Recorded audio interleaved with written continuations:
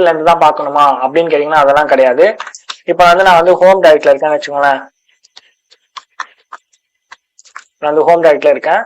இங்க இருந்து நான் வந்து ரூட் டைரக்டரோட எல்எஸ் பார்க்கணும்னா நான் சிம்பிளா அந்த பாத்தை மட்டும் நான் தரேன்னு வச்சுக்கோங்க. ஸோ திருப்பி அகைன் என்னால பார்க்க முடியுது பாத்தீங்களா ரூட் டைரக்ட்ல என்னென்ன ஃபைல்ஸ் இருக்குன்றத.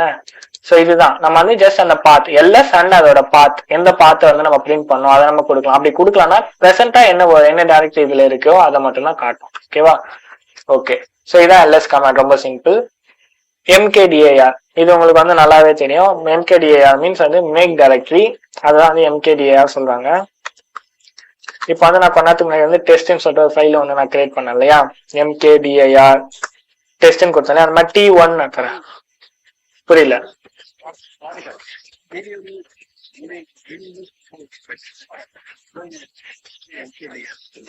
அப்படியா? ஓகே, நான் ஸ்லோவா சொல்றேன்.